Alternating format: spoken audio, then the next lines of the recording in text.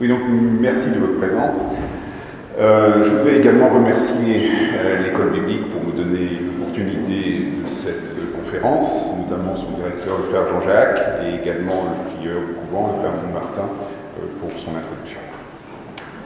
Donc, tout le monde connaît l'histoire du roi Shaul, le premier roi d'Israël, dont l'histoire est contée dans le premier livre de Samuel. En revanche, l'histoire de la réception, c'est quelque chose d'un peu particulier, et notamment l'histoire de sa réhabilitation, à la fois dans les littératures juives et dans le Nouveau Testament. Et c'est ce dont je vais vous parler ce soir.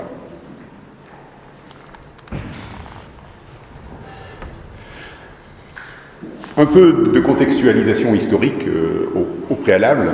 Donc, l'histoire du texte biblique concernant le roi Shaul se passe à l'époque du fer, donc au cours des dominations néo-assyriennes et néo-babyloniennes entre, on va dire, enfin du moins toute cette période, entre moins 1200 et moins 586. Si on regarde le temps du récit biblique, cette époque, c'est la conquête de Canaan, c'est l'époque des juges, c'est l'époque des royaumes, c'est toute une époque qui est limitée entre l'exode et l'exil. Et si on zoome encore un petit peu, eh bien, nous, on va s'intéresser à une période bien particulière, qui est celle du début du royaume unifié, et donc le premier roi d'Israël de ce royaume unifié dans le récit biblique, c'est le roi Shaul. Alors, c'est une période un peu troublée, puisque c'est l'invasion des peuples de la mer sur la côte levantine et en Égypte. Et dans tout le Proche-Orient, eh bien, finalement, on assiste à un effondrement rapide de l'ordre géopolitique qui s'était installé tranquillement durant tout le bronze récent. Parmi ces peuples de la mer, il y en a un qui est les Philistins, qui s'installent sur le Levant et qui vont s'opposer aux Israélites. Et il y a de nombreuses batailles, et lors d'une bataille importante, la bataille d'Eben-Ezer, il se passe un événement marquant, c'est la prise de l'Arche d'Alliance par les Philistins. Et donc, le peuple d'Israël s'aperçoit qu'il ne peut pas continuer à lutter seul, que l'union est indispensable, et que surtout, il a besoin d'une centralisation du pouvoir. Et donc, Israël va demander un roi pour le gouverner. Cette demande est transmise par le prophète Samuel. Et après quelques tergiversations, eh bien, Dieu va lui accorder ce roi, et le choix va se porter sur le roi Shaul. Alors, l'histoire de Shaul, j'ai essayé de la schématiser un petit peu. En fait, elle commence par du vert, j'ai mis des couleurs, on va aller du vert au rouge, parce que tout commence bien, tout commence avec 3 élections successives, une onction privée par le prophète, puis une élection publique à Mispa, ensuite on a une guerre victorieuse contre les Ammonites qui ont envahi la cité de Yabesh de Galaad, en Transjordanie, et puis ensuite, bien suite à la victoire, on a une confirmation divine à Gilgal. Donc tout semble aller pour le mieux dans le meilleur des mondes, si ce n'est que dès les premières étapes, on a des premiers murmures, des complots, des soupçons. C'est-à-dire que malgré cette période heureuse, on va dire, il y a certains problèmes qui commencent à apparaître. Ensuite, très vite, la situation va se dégrader avec ce que j'appelle une série de triptyques. On a des triptyques qui enchaînent une guerre victorieuse, une faute et un rejet. Donc on va avoir trois étapes comme ça. Donc on commence avec une guerre contre les Philistins, puis une faute parce que Shaul n'attend pas Samuel, ou du moins Samuel lui reproche de ne pas l'avoir attendu assez longtemps, et on a un premier rejet du roi Shaul. Puis on a une deuxième triptyque avec la guerre victorieuse contre Amalek, mais une faute de Shaul qui est d'épargner le roi Agag alors qu'il lui avait été demandé de faire un kherem, c'est-à-dire une extermination complète. Et donc à ce moment-là, Shaul est remplacé par David, même s'il continue effectivement à régner. Et puis ensuite, eh bien, on a un troisième triptyque. Alors c'est un peu plus qu'un triptyque, parce qu'on a plusieurs fautes cette fois-ci, mais on a toujours une guerre victorieuse contre les Philistins. Et puis on a plusieurs fautes de Shaoul. Il poursuit David, il massacre les prêtres de Nob, il consulte la sorcière d'Endor, et finalement tout ça se finit par sa condamnation. Et la dernière étape, eh bien, c'est une défaite contre les Philistins. Il est tué. Ses fils également sont tués, son corps est décapité et donc exposé sur les murailles. Donc voilà, vous voyez, on passe du vert progressivement à l'orange et au rouge. Donc cette histoire, en fait, si je reviens là, on voit que à chaque fois, ce que je veux souligner, c'est qu'il y a un impact très important du rôle joué par les nations. C'est-à-dire que finalement, chaque triptyque, ou même dans le cas de la confirmation divine à Gilgal, il y a un impact des nations sur le destin du roi Shaoul. Donc cette relation d'Israël avec les autres nations, c'est un marqueur de l'histoire du roi. Chaque conflit avec un peuple étranger va créer un cadre narratif qui va faire évoluer le destin de Shaoul, soit vers une scène importante d'élection, soit vers une scène de rejet. Et on verra, je reviendrai là-dessus tout à l'heure, que Shaoul va devoir être confronté à une autorité étrangère pour pouvoir accomplir la prophétie de Samuel et devenir un autre homme. On verra ça durant la deuxième partie d'exposé. Donc, cette histoire du roi Shaoul, je vous ai dit, je m'intéresse essentiellement à la réception, parce que c'est un récit qui a maintes et maintes fois été écrit et réécrit. Alors, le livre en lui-même, l'histoire, donc, est, comme je le disais, se passe au début de l'époque du fer. La narration est censée être immédiatement postérieure, puisque Samuel en a écrit une partie, et puis soit on peut lire ça dans les chroniques, mais également dans la tradition juive, dans la Guémara, qu'ensuite, après la mort de Samuel, le livre a été achevé par Gad le voyant et Nathan le prophète. En réalité, on sait très bien que l'écriture est plus tardive, même si elle a été l'objet de phases de réécriture,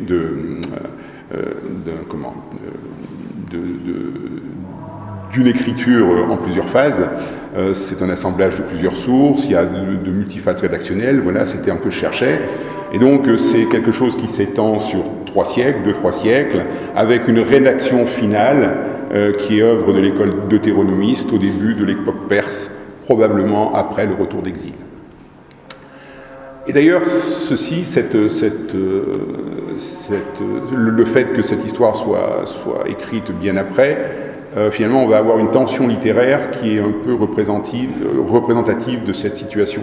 C'est-à-dire qu'on a globalement le livre, comme l'a introduit le frère Martin, on a une apologie de David, c'est le roi du Sud, c'est le fondateur d'une dynastie qui est acceptée par Dieu, c'est un roi légitime, c'est un peu le modèle de tous les rois judéens, et au contraire, Shaoul, c'est un roi du Nord, qui incarne les pires travers de ce que peut produire la monarchie, qui est représentant d'une dynastie sans lendemain, parce que effectivement, Shaoul et ses fils meurent, et la monarchie passe aux mains de David. C'est un benjaminite, et non pas un judéen, donc il est rejeté par Dieu, et c'est un roi, comme je le disais en introduction, au destin tragique. C'est une situation qui est anachronique, parce que selon les données archéologiques, un État vraiment centralisé n'émerge en Juda qu'après la disparition d'Israël, c'est-à-dire facilement 3-4 siècles après l'histoire qui est racontée dans le livre de Samuel. Et effectivement, quand on regarde un peu le petit périmètre des événements, tout se passe dans le petit territoire de Benjamin. En fait, ça témoigne un peu du destin lié de Benjamin et de Juda dans l'empire néo-babylonien au moment de l'époque du début de la rédaction. Alors, ce livre de Samuel, c'est un récit mythifié de la transformation politique et sociale qui est engendrée par l'invasion des peuples de la mer.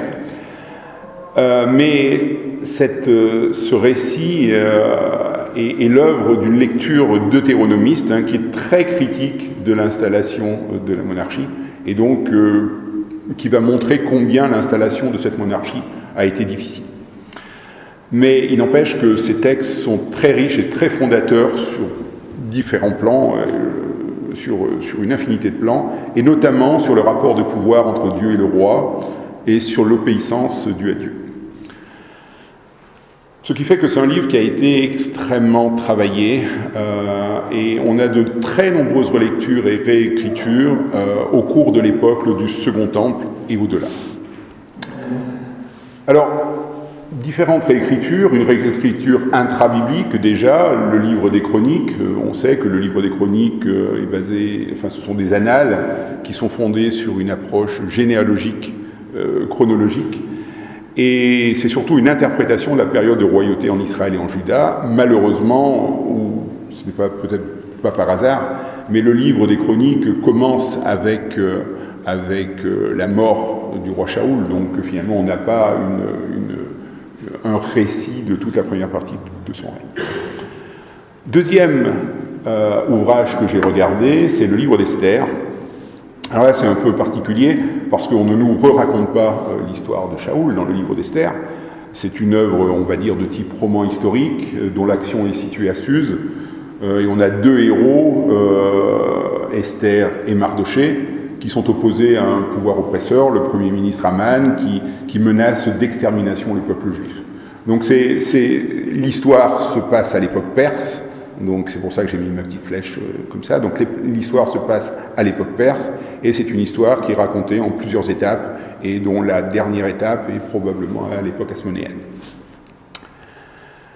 Il y a également un grand nombre de réécritures juives pré-rabbiniques. Une très importante, vous verrez, j'y ferai souvent référence, ce sont les antiquités bibliques, dont l'auteur est Pseudo-Philon. Alors pourquoi Pseudo-Philon ? Parce que l'ouvrage a été trouvé dans des ouvrages de Philon, donc ça a été d'abord attribué à Philon, qui est un philosophe juif d'Alexandrie, et finalement on s'est aperçu que ce n'était pas Philon, donc comme on ne connaît pas l'auteur, on appelle ça Pseudo-Philon. C'est une histoire de l'alliance d'Adam à la mort de Shaoul, et il y a une très grande liberté dans l'écriture, puisque il y a beaucoup de retranchements, beaucoup d'ajouts. En fait, l'épaisseur du livre est très petite par rapport à toute l'histoire biblique qui est racontée jusqu'à Shaoul. Ce que l'on remarque, ce que beaucoup d'exégètes ont remarqué, c'est qu'il y a de très nombreux points communs avec l'œuvre de Luc. Je ne vais pas tous les énumérer, mais notamment la maîtrise du récit et des discours, l'attention particulière portée aux femmes, et surtout la providence, le rôle de la providence divine et le rôle de l'Esprit Saint. Autre ouvrage important, d'un auteur bien plus connu, ce sont les Antiquités juives, écrites par Flavius Joseph. Cette fois-ci, c'est une paraphrase du texte biblique avec des ajouts autour du récit sacré. On peut dire que c'est un midrash à prétention historiographique parce que Flavius Joseph a voulu écrire une histoire des Juifs à la manière un peu grecque et donc montrer que les Juifs également avaient une histoire qui pouvait être aussi digne d'intérêt que l'histoire grecque. Il y a 20 livres dans les Antiquités juives. Le livre 6 est celui qui nous intéresse et qui compte l'histoire de Shaoul jusqu'à sa mort. C'est un peu l'équivalent du premier livre de Samuel. Évidemment, j'ai utilisé la traduction du frère Étienne Naudet de l'école, qui est le spécialiste du sujet.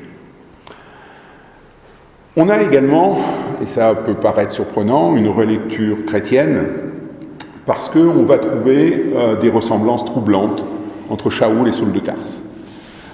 D'abord, on a une homonymie entre le premier roi d'Israël et Saul de Tarse, qui est nommé uniquement comme ça que dans les Actes des Apôtres, puisque Paul, dans ses lettres, s'auto-désigne Paul. Il y avait une conférence vendredi dans le cadre du séminaire, et je reprends une phrase du frère Olivier Thomas Vénard, qui disait « La question des homonymes dans le Nouveau Testament est d'une importance première ». Effectivement, je pense que il y a beaucoup d'intérêt à considérer cette homonymie entre le roi d'Israël et l'apôtre des nations. Ce sont également deux benjaminites qui persécutent la maison de David.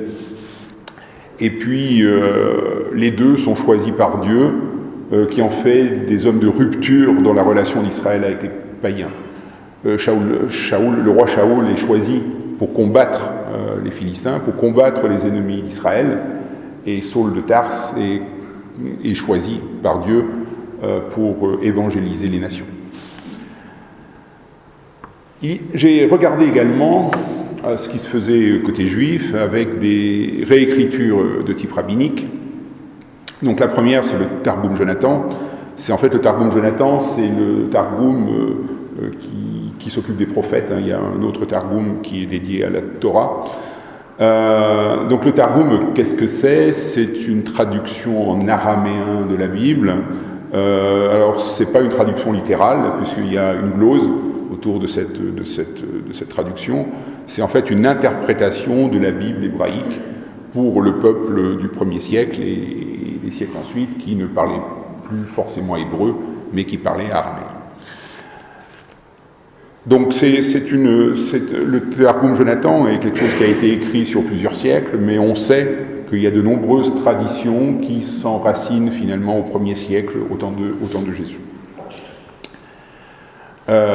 Les Juifs disent qu'une personne doit compléter les lectures publiques des sections en lisant l'Écriture 2 fois et le Targum 1 fois, justement pour comparer. Enfin, j'ai regardé le Talmud de Babylone.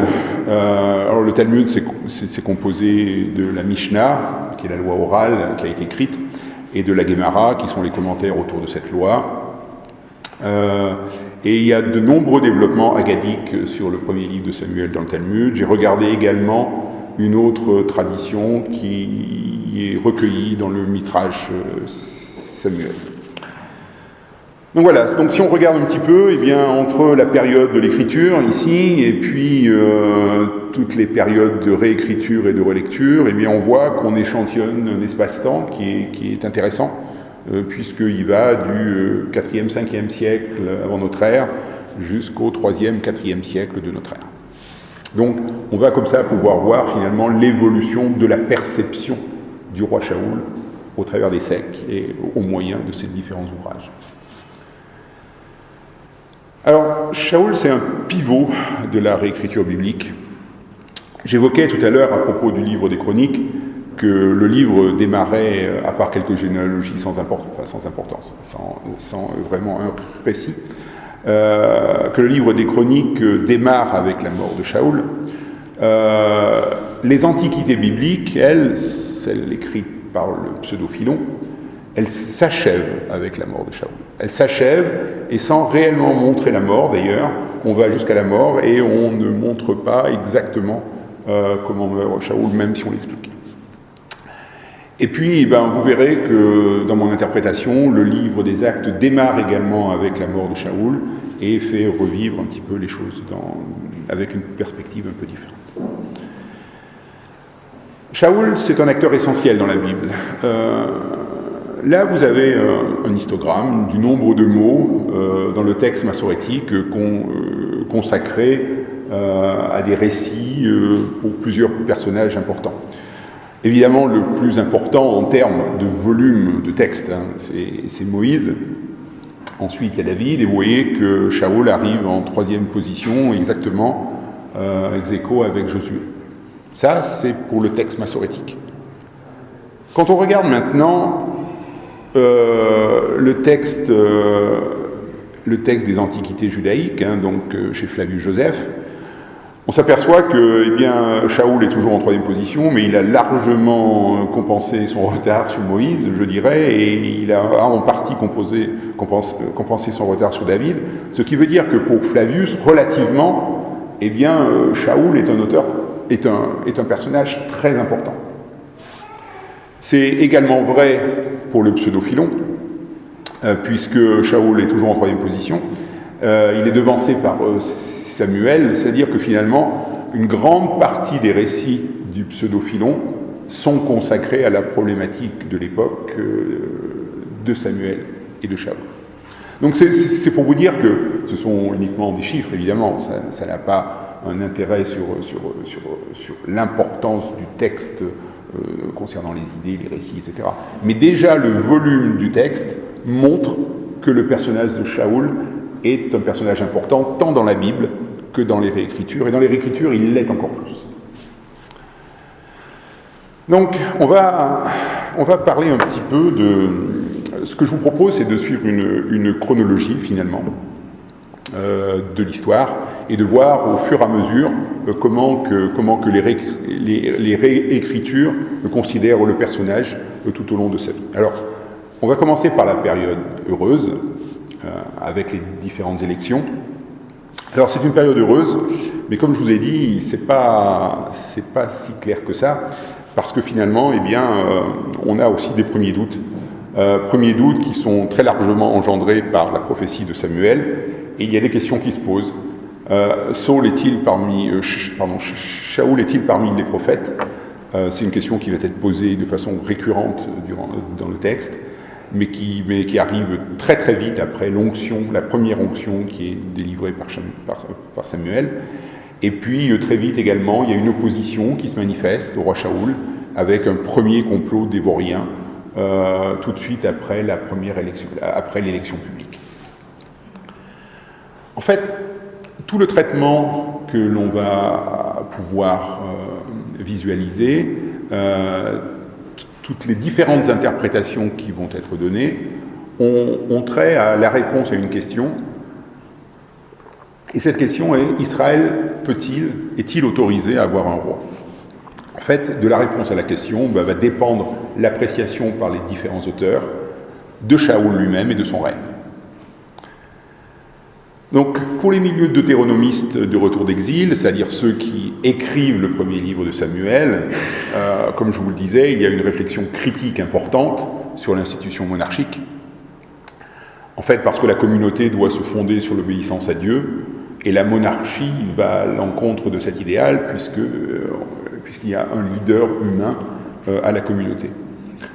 Donc finalement, tout ça constitue une faute contre l'alliance qui va être résolue, ce conflit va être résolu par la soumission du roi à la loi divine et par la soumission de la monarchie à la prophétie charismatique, puisque chaque roi aura finalement son prophète. Pour les milieux du Second Temple, c'est-à-dire quelques siècles après, l'opinion est généralement critique également vis-à-vis de la monarchie et de la demande du peuple.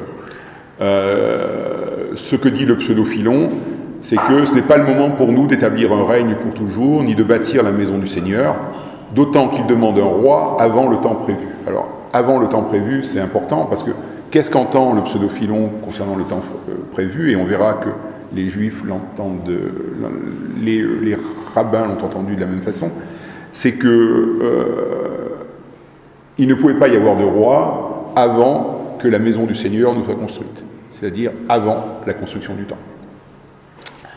Mais en réponse à cette critique de Samuel, le Seigneur lui dit ne t'afflige pas, je leur enverrai un roi qui les décimera avant d'être lui-même décimé. C'est-à-dire que finalement, pour Pseudo-Philon, eh bien, la condamnation de Shaoul est inscrite même avant qu'il ne débute son règne.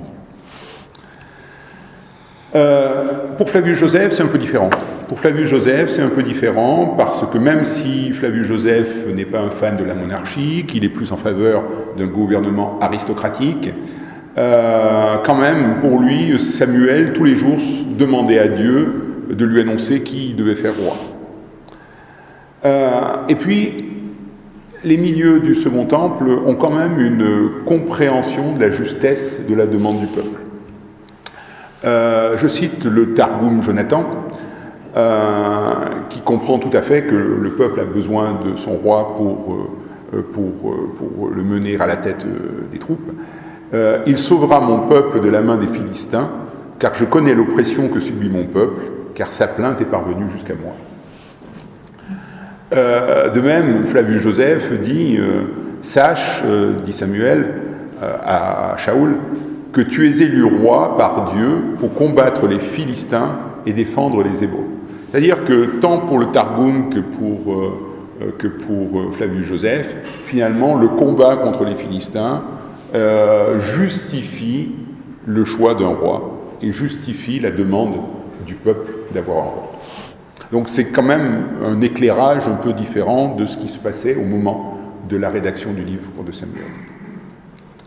Alors au sein de la Guémara, c'est-à-dire dans le Talmud, les choses sont forcément plus compliquées, puisqu'il y a des opinions contradictoires.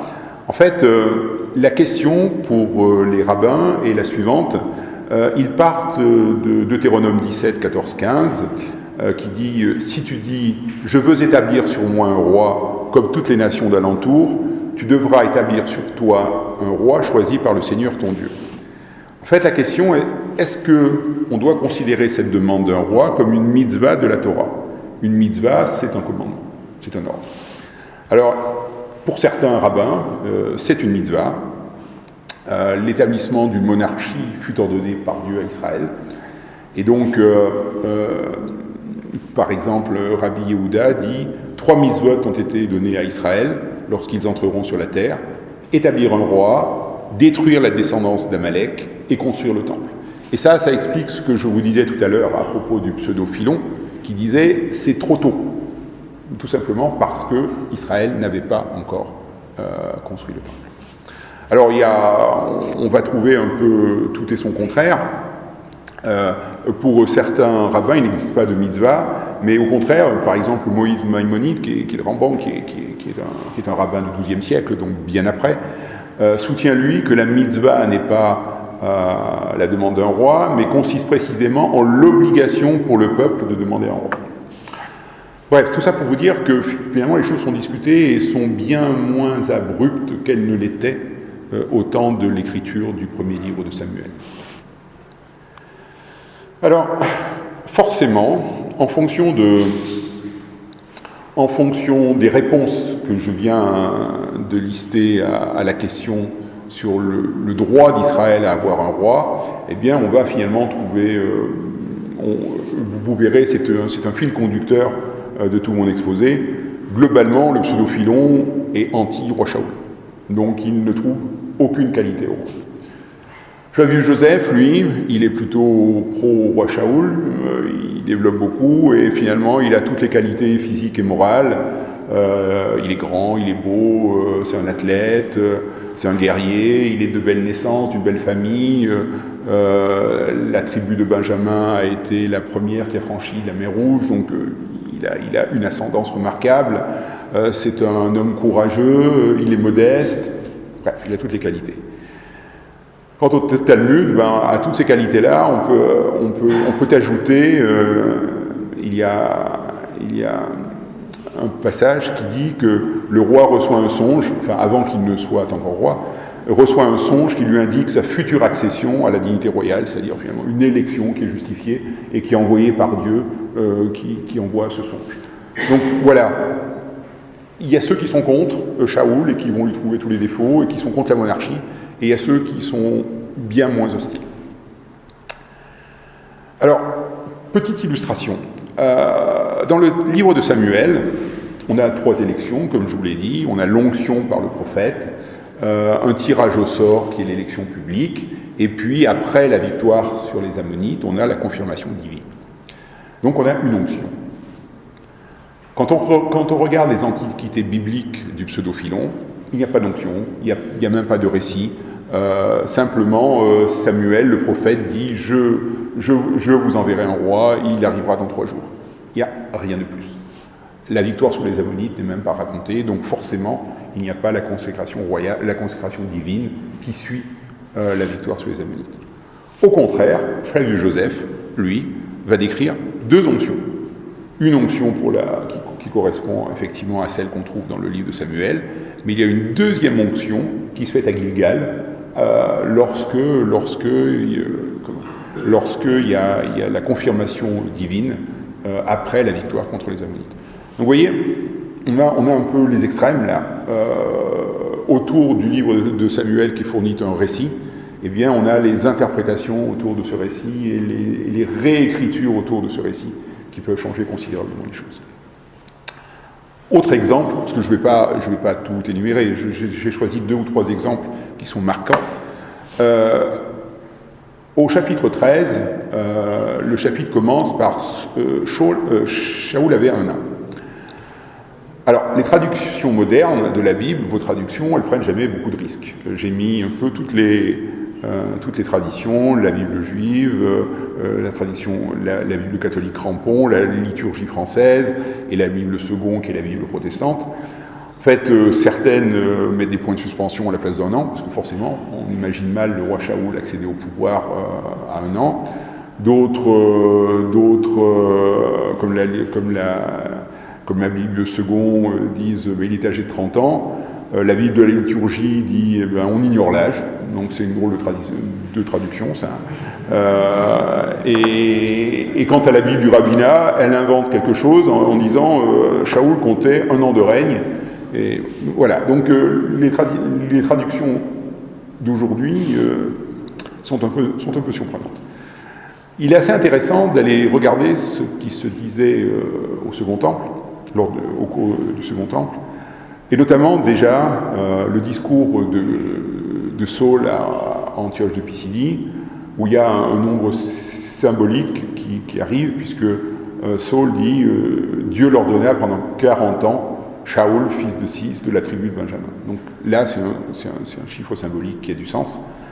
De même, dans le Targum Jonathan, le 1 an est interprété comme, c'est pas qu'il avait 1 an, mais il était sans péché comme un enfant d'1 an. Dans le Talmud, c'est la même chose. Il était adulte, mais il était innocent comme un enfant d'1 an. Et il y a une explication à tout ça qui est donnée dans le Midrash Shmuel, qui dit le fiancé le jour de son mariage, le roi le jour de son couronnement, et l'ancien le jour de son ordination, sont pardonnés de tous les péchés qu'ils ont commis à ce jour.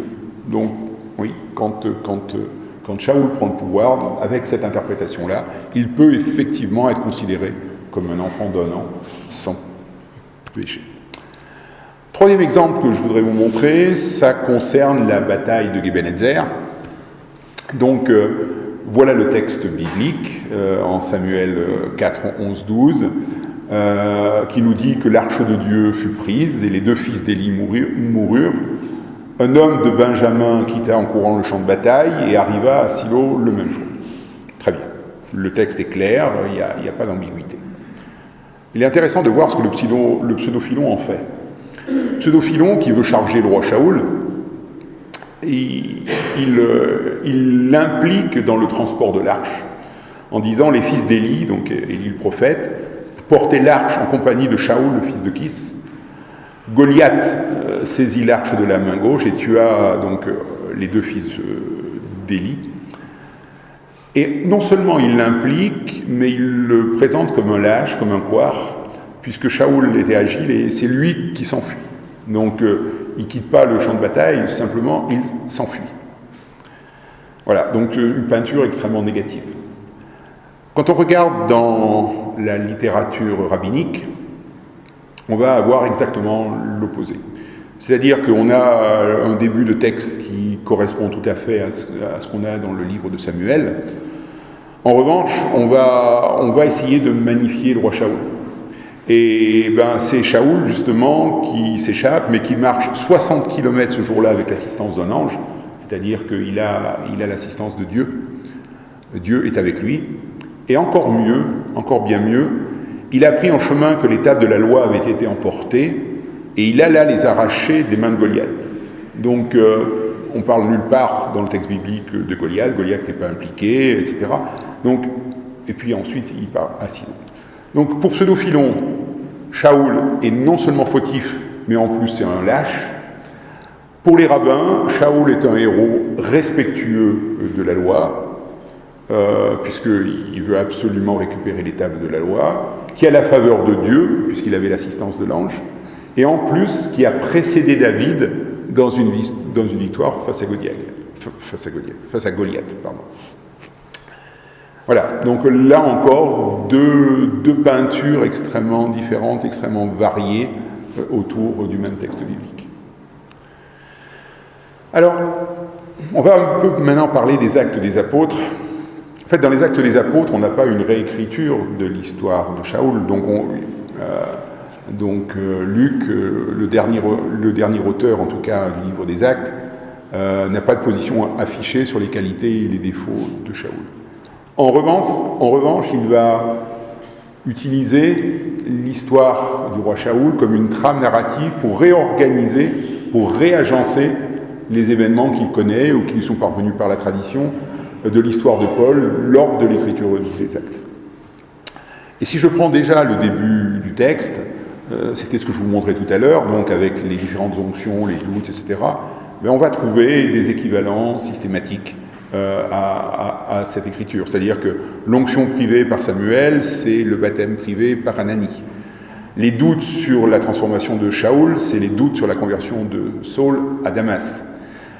L'élection publique à Mispa, c'est la présentation publique par Barnabé à Jérusalem. Le complot des Vauriens trouve son équivalent avec le complot des Hellénistes. La guerre victorieuse contre les Ammonites trouve son équivalent avec une autre victoire, cette fois-ci sur les païens, je reviendrai là-dessus, sur l'évangélisation au cours de l'évangélisation d'Antioche. Et la confirmation divine à Gilgal, eh bien, c'est le début du chapitre 13 des Actes et l'élection par l'Esprit Saint à Antioche. Alors, pour Ananie, donc dans ce cas-là, c'est l'équivalent de Samuel, c'est-à-dire que c'est un prophète. Quand le Seigneur appelle ses prophètes, généralement dans la Bible, il y a une forme d'écriture qui est classique. Dieu appelle d'abord le prophète répond présent, Dieu lui confie sa mission.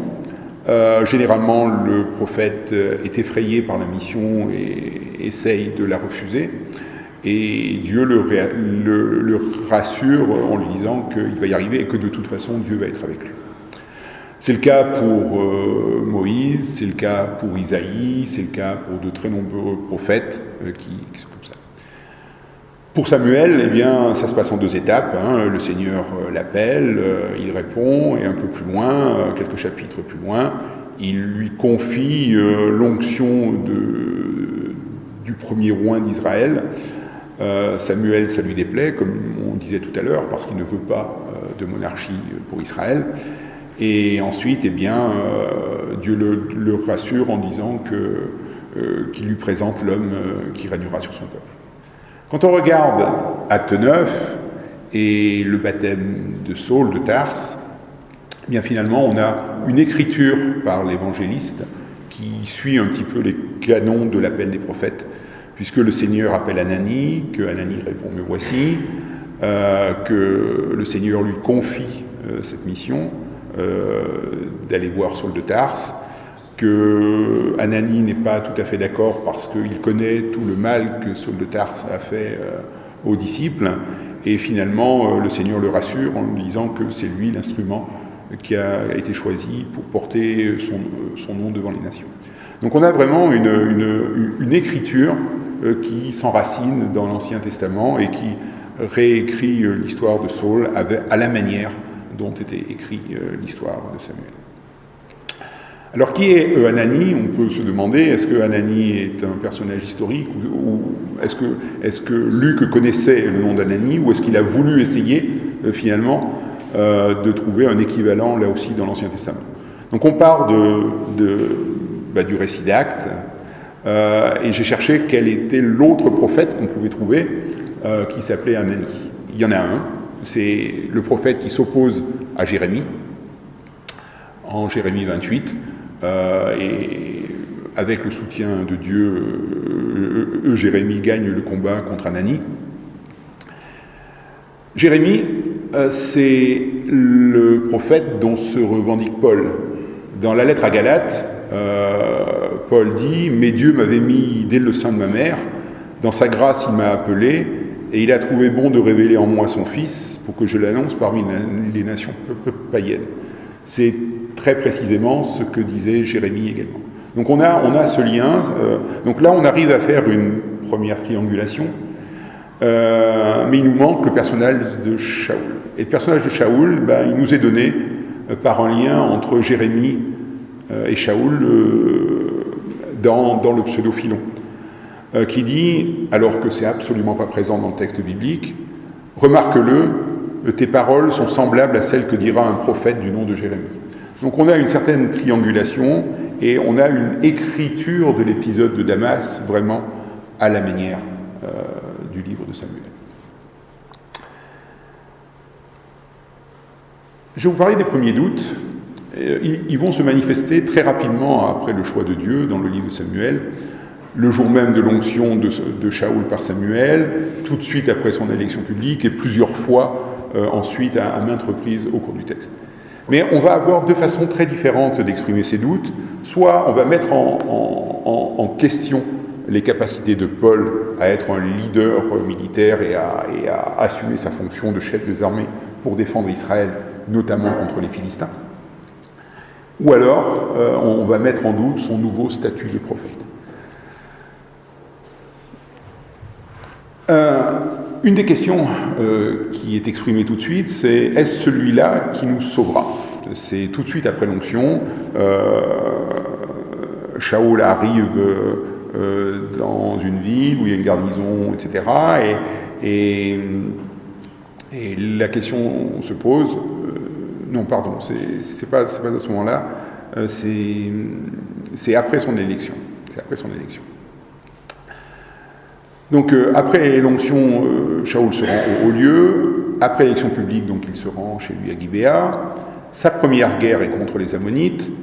Et lors de la première guerre contre les Philistins, le peuple a peur. Mais je vais enlever cette... Est-ce qu'il n'y a pas quelque chose qui vous choque là-dedans? C'est-à-dire que le roi Shaoul, qui a été choisi, qui a été demandé par le peuple pour lutter contre les Philistins, qui a été choisi par Dieu avec mission de défendre Israël contre les Philistins, finalement, il passe toute la première partie de son règne à ne rien faire. Sa première guerre est contre les Ammonites. Après sa première onction, après son élection publique, il rentre gentiment chez lui sans aller combattre les Philistins. Et la première guerre, finalement, il l'a subie un peu, puisque ce sont les Ammonites qui ont attaqué Yabesh de Galad. C'est pas lui qui a décidé d'aller se battre contre les Ammonites. Donc, on a comme ça une mise en cause de son statut de chef de guerre. Et là, la réception au cours du Second Temple va, comme d'habitude, prendre des positions un peu extrêmes par rapport à ça. D'abord, il y a Flavius Joseph, dans les Antiquités judaïques, qui va magnifier la résistance au roi Shaoul. C'est-à-dire que les Philistins, ils sont extrêmement nombreux. Vous voyez, 300 000 fantassins, 30 000 chars de guerre, 6 000 cavaliers. C'est-à-dire que si Shaoul l'emporte sur les Philistins, c'est que Shaoul est un grand chef de guerre, un grand leader. Au contraire, Pseudophilon dit non. Ensuite, Shaoul lutta contre les Allophiles. Donc les Allophiles, ce sont les Philistins. Mais pendant un an, il mena très facilement le combat. Donc on a ces deux visions d'un combat très difficile, d'un grand chef de guerre, et puis finalement de quelque chose qui est très facile sous la plume de Pseudophilon. Alors, je vais vous présenter un travail là que je suis en train de réaliser, une analyse de la guerre de Shaoul contre les Ammonites. En fait, c'est intéressant, cette guerre de Shaoul, donc vous connaissez peut-être, les Ammonites ont envahi les territoires des tribus de Gad et de Ruben. Ils font le siège de Yabesh de Galad, c'est au chapitre 11 du livre de Samuel. Et donc les Yabéchites vont chercher du secours, et des messagers arrivent chez Shaoul qui va mobiliser les troupes pour justement aller délivrer la cité de Yabesh et comme ça fonder un peu la monarchie par l'union des différentes tribus. Alors j'ai fait une étude narrative de cette guerre, j'ai identifié 11 fonctions narratives qui se regroupent très facilement en 3. Une fonction qui est un déplacement vers ou depuis la cité de Yabesh, donc c'est ce que j'ai mis en couleur marron là. Donc on retrouve à plusieurs reprises une prise de parole d'Israël et une réaction soit des païens, soit du peuple, soit des nations, soit du peuple à la parole d'Israël. Et vous voyez qu'on a cette séquentialité à chaque fois, déplacement, prise de parole d'Israël, réponse des nations.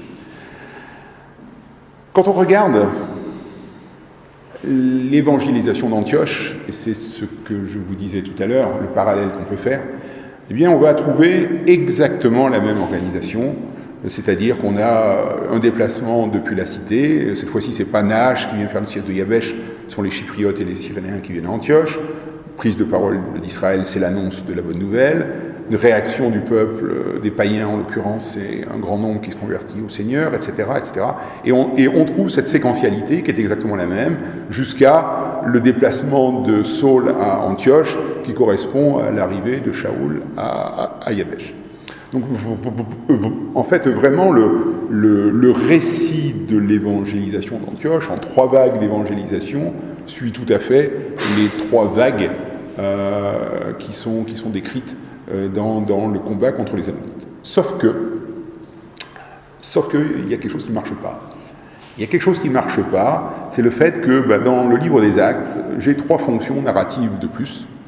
Les tribulations de l'église de Jérusalem, ceux qui avaient été dispersés, et les dispersés qui arrivent à Antioche. Et il n'y a pas l'équivalent dans le texte biblique, dans le texte massorétique qu'on connaît. Sauf que, là encore, et le père Émile Puech, qui est présent, connaît bien le sujet, on a trouvé dans la grotte 4 à Qumran un texte qui est le manuscrit 4Q51, qui décrit justement cet épisode dans le livre de Samuel, et qui ajoute,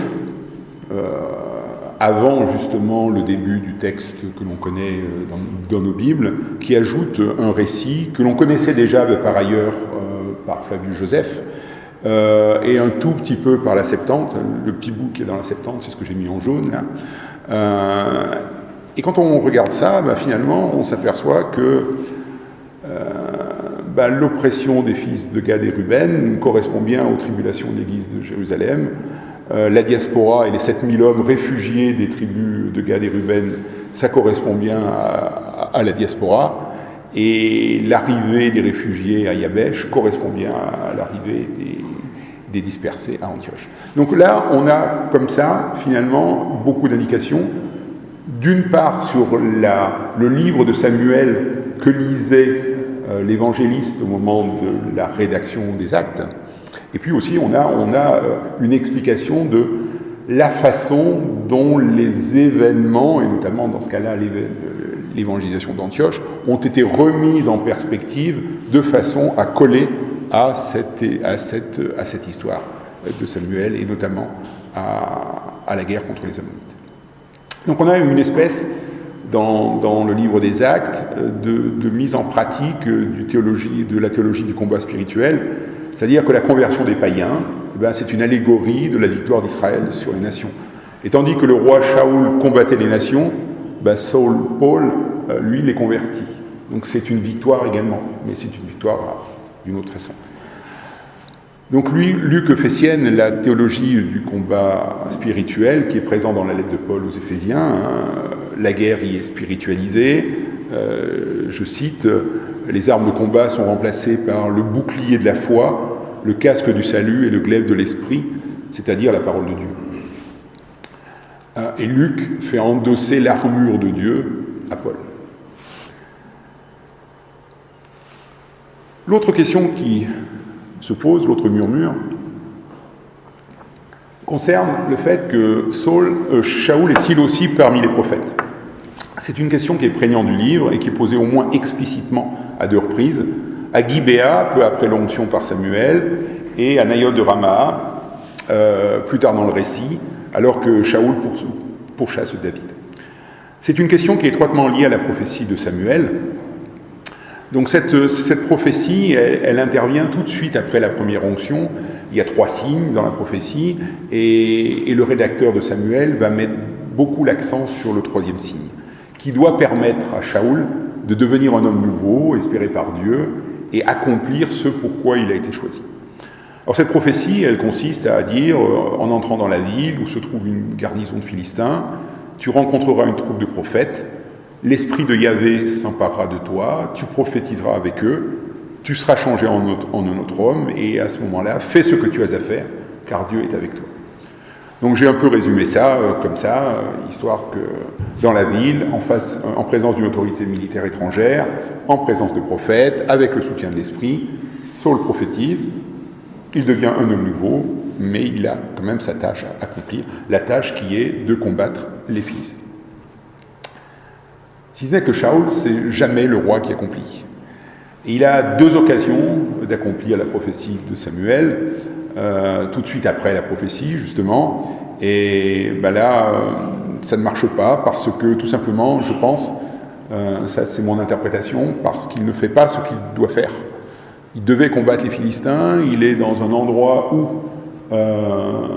les Philistins sont présents, et pourtant il ne fait rien. Il ne fait que prophétiser.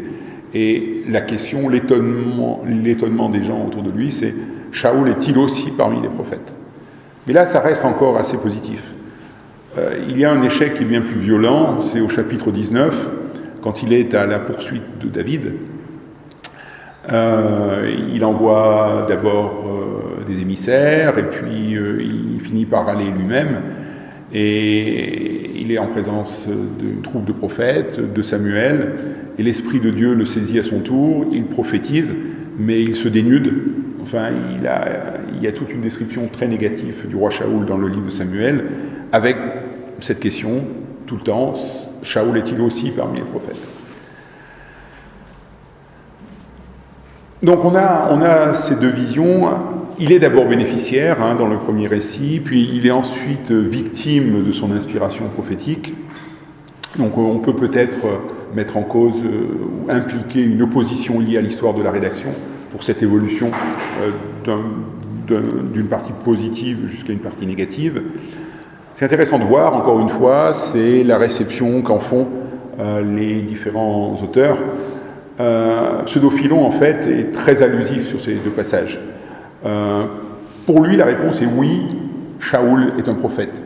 Mais il profite de cette réponse qu'il donne pour décrédibiliser le roi. Puisqu'en fait, le commentaire qu'il fait, pourquoi Shaoul te laisses-tu égarer, qui poursuis-tu en vain, le temps de ton règne est achevé. Du coup, son caractère prophétique, son inspiration prophétique est plutôt très négative. Et au contraire, dans le Targum Jonathan, qui a plutôt tendance à défendre Shaoul, eh bien, la prophétie, elle, parce qu'on est à une toute autre époque, on est dans le judaïsme rabbinique, et la prophétie a un caractère négatif. Donc le Targum Jonathan va surtout dire non, Shaoul n'est pas un prophète, mais il est un scribe.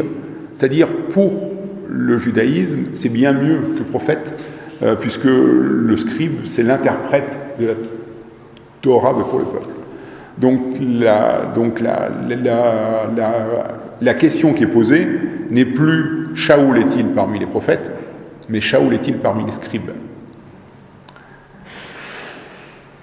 Quand on regarde dans le Nouveau Testament, cette fois, et si je reprends la prophétie de Samuel et que je regarde ce qui se passe tout de suite après l'onction le baptême par Ananie à Damas, eh bien là aussi, Saul de Tarse va échouer à accomplir la prophétie de Samuel. Et là aussi, on va entendre des murmures, les mêmes murmures qu'on entendait pour le roi Shaoul, et bien là, on va les entendre parce que tout le monde est étonné dans l'étonnement finalement de ce persécuteur qui devient un disciple et qui devient et qui va prêcher Jésus auprès des Juifs. Mais il y a une deuxième tentative, et cette deuxième tentative, c'est en acte 13, après l'envoi en mission de Saul de Tarse et de Barnabé. Et là, on va retrouver tous les éléments, c'est-à-dire qu'ils arrivent à Chypre, ils arrivent à Paphos. On a une autorité militaire étrangère, c'est le proconsul, Sergius Paulus. On est en présence de prophètes, il y a un faux prophète juif. Saul a le soutien de l'Esprit Saint. Il prophétise, puisqu'il se bat contre le faux prophète. Et il devient cet homme nouveau que Dieu espérait. Et Saul devient Paul, c'est l'homme nouveau. L'homme nouveau, forcément, change de nom. C'est Jacob qui est devenu Israël, c'est Abraham qui est devenu Abraham. Enfin, tous les grands prophètes ont changé de nom dans l'histoire biblique, lorsque justement ils deviennent cet homme nouveau.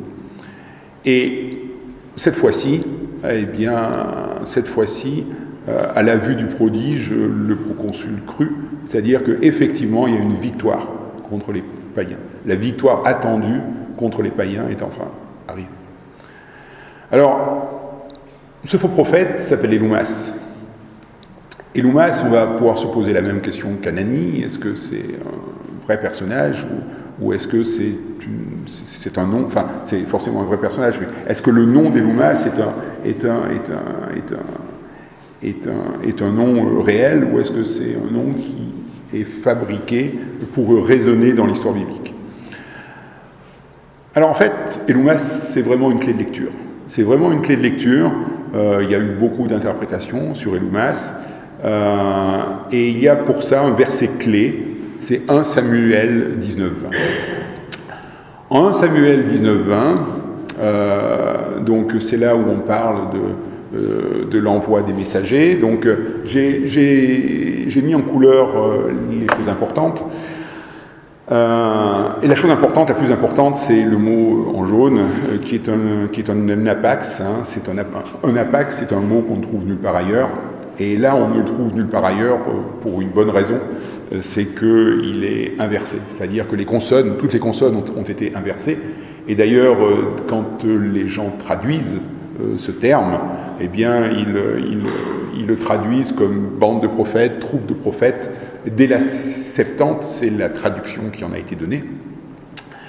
Et en fait, il a été inversé pour allitérer avec le mot que j'ai souligné en rose. Et donc, ce qu'on appelle une métathèse consonantique, donc cette inversion des consonnes, elle va être traduite dans la Septante par un mot qui n'est pas neutre, et surtout pour un évangéliste, c'est Ecclésia. Ecclésia, il n'y a que 2 occurrences dans la Septante d'Ecclésia. C'est une des 2 occurrences. Donc, forcément, quand Luc est en train d'écrire l'histoire de Saul et Saul-Paul, et qu'il essaye de s'inspirer du livre de Samuel, il voit ça. Évidemment, il ne va pas inverser Ecclésia, mais quand il va chercher quel est le nom du prophète qui s'est opposé à Saul, à Paphos, eh bien, il va procéder à cette même métathèse consonantique, à cette même inversion des consonnes. Et voilà, il va partir de Samuel, du mot qui est tout de suite à côté de Samuel, et on va inverser les consonnes de Samuel. Donc on va commencer par El, Elou, Elumas, d'accord, et on arrive effectivement à Elumas. Donc voilà, ça a été la clé, ça a été ma clé pour comprendre un petit peu le livre des Actes. Une fois que j'ai trouvé ça, j'ai déroulé le fil pour arriver à comprendre. Bien, alors, je vais passer plus rapidement sur la déchéance du roi Shaoul, puisque il y a beaucoup de fautes, beaucoup de rejets. Déjà, il faut savoir quelles sont les raisons de la condamnation de Paul, de Shaoul, puisque vu toutes les fautes qu'il fait, il y a de bonnes raisons de le condamner. Donc, dans le texte massorétique, c'est essentiellement le non-respect de l'interdit du Hérem, c'est-à-dire qu'il n'a pas éliminé le roi d'Amalek, qui est la question centrale. C'est moins clair quand on regarde le livre des Chroniques, où le fait qu'il ait consulté la sorcière d'Endor est une chose importante. C'est encore moins clair quand on regarde le Talmud, où là, il y a plusieurs raisons qui sont invoquées à sa condamnation. Donc, là encore, Pseudophilon va charger Shaoul en associant la corruption à la désobéissance. Si Shaoul a épargné Agag, le roi d'Amalek, c'est tout simplement parce qu'il voulait s'emparer de ses biens et que l'autre lui avait promis. Les rabbins, eux, vont justifier la trop grande mansuétude de Paul par des qualités de cœur. C'est-à-dire que finalement, les enfants sont innocents, et entre autres, et quelle serait l'expiation pour la mort de tant d'hommes ? Donc à ce moment-là, une voix proclame du ciel, ne sois pas plus juste que nécessaire. Et Flavius Joseph explique la magnanimité par une certaine séduction d'Agag, qui était très beau, de haute stature, et du coup, Shaoul a cru qu'il méritait d'être épargné. Ce qui est intéressant également, c'est de voir ce qu'en fait l'auteur du livre d'Esther, parce qu'il introduit une filiation benjaminite dès les plus anciennes versions grecques. Mardochée et Esther sont deux benjaminites, tandis que le premier ministre qui veut détruire le peuple d'Israël est un descendant d'Agag. Donc, avec une amplification de ces liens par les commentaires rabbiniques. Je vais peut-être accélérer un peu. Ce qui est intéressant, c'est de voir que Esther, qui va se débarrasser de l'ennemi d'Israël, du premier ministre Aman, eh bien, va prendre le contre-pied exact de ce que vous avez fait Shaoul face à Amalek. C'est-à-dire qu'elle est face à l'ennemi qui menace son peuple, comme l'était Shaoul, mais elle n'a pas besoin, elle, de commandement de Dieu pour agir. Elle ne cède pas à la pitié quand Aman lui demande de l'épargner. Elle le fait condamner. Et surtout, elle ne touche pas au butin avec Mardochée, alors que Shaoul s'était approprié une partie du butin. Donc, déjà dans la Bible, on avait un premier rachat de Shaoul par sa descendance. Autre événement important, c'est le massacre des prêtres de Nob. Donc, l'ensemble de la littérature juive va exonérer peu ou prou Shaoul de ce méfait. Il tue des centaines de prêtres de Nob. Donc il y a toujours une bonne raison pour l'exonérer, soit parce que les prêtres de Nob étaient impliqués dans le viol de la concubine dans le livre des juges, soit parce que la responsabilité de David est importante, etc. Donc au contraire, les actes des apôtres vont considérer que c'est un des crimes les plus importants. Et quand on regarde ce qui a justifié le renversement de Saul, c'était notamment le meurtre d'Étienne et les poursuites et les persécutions qu'il entretenait à l'égard des disciples, jusqu'à aller jusqu'à Damas pour les persécuter. Eh bien, on peut retrouver un équivalent dans le livre de Samuel avec le grand prêtre Abimelech qui est mis à mort. La persécution des disciples, c'est la persécution des prêtres. La théophanie, on voit également avec l'apparition de Samuel qui monte de la terre à la suite de l'intervention de la sorcière, etc. Je vais, excusez-moi, comme je suis un peu en retard, je vais aller directement aux conclusions.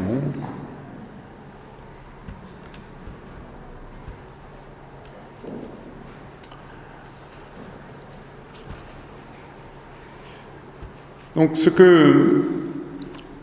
on peut voir en fait différentes choses. D'une part, dans le livre de Samuel, Shaoul, c'est le mauvais choix. C'est un personnage tragique, sans épaisseur, qui est une marionnette dans les mains de Samuel et qui accumule les fautes et les erreurs. Et elles sont innombrables. À l'époque du Second Temple, on a vu que de nombreux auteurs vont s'émanciper de cette lecture classique du livre de Samuel et vont intégrer des agadotes dans leurs commentaires ou dans leur écriture, mais tout en préservant des formes anciennes. Pour le pseudo-Philon, Shaoul, c'est un lâche. C'est un lâche, il a tous les défauts du monde, mais c'est pas de sa faute finalement s'il a été choisi, c'est pas la faute de Dieu non plus, c'est la faute du prophète Samuel. Et Shaoul n'est pas important pour lui-même, mais il est important finalement pour l'accomplissement. C'est un instrument de la prophétie. C'est-à-dire que lui ou un autre, ça n'a pas beaucoup d'importance. C'était le principe du roi qui était mauvais.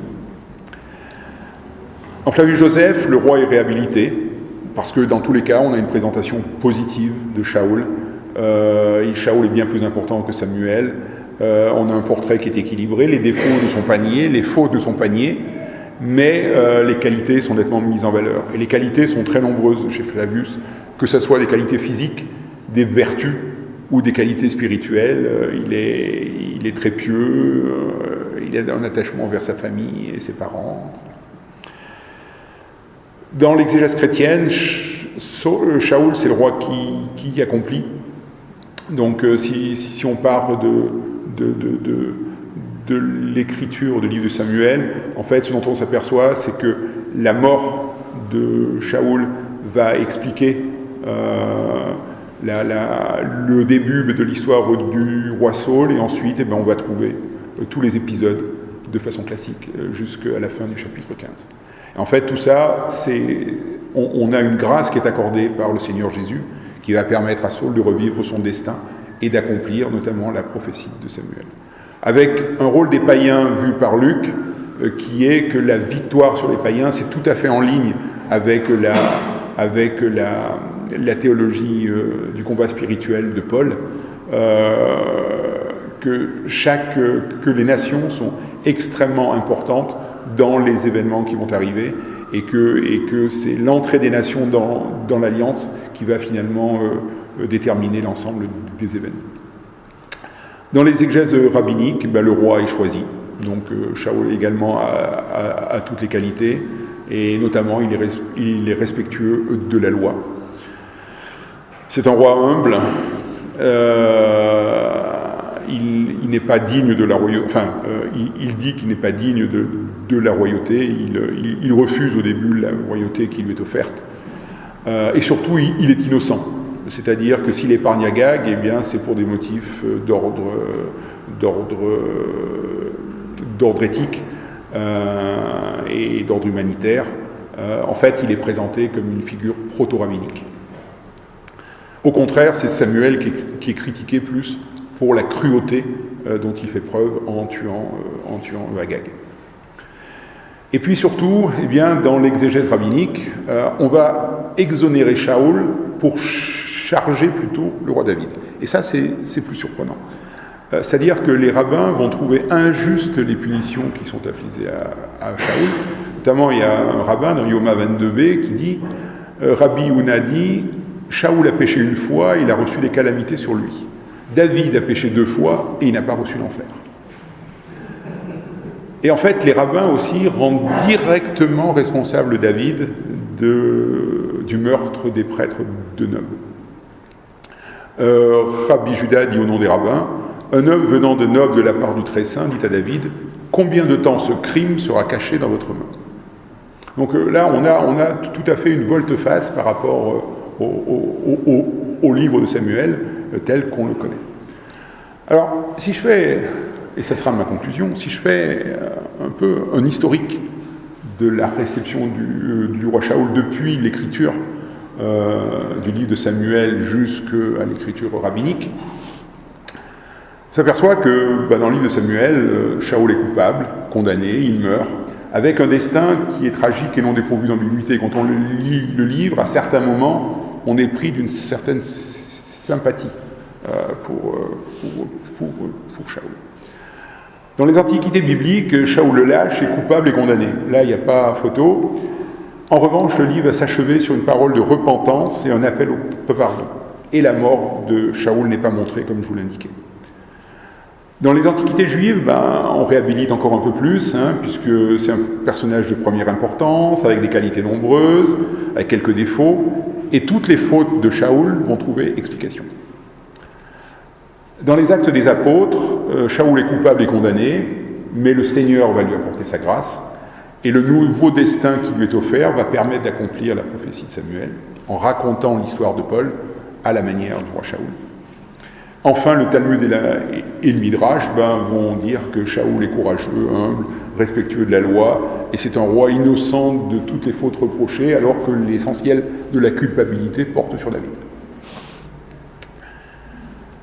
Donc on voit que le livre de Samuel, c'est un livre extrêmement important, qu'on a plusieurs lectures à l'époque du Second Temple, et surtout qu'on a une réhabilitation quasi générale et continue et progressive du roi Shaoul depuis l'écriture du premier livre de Samuel.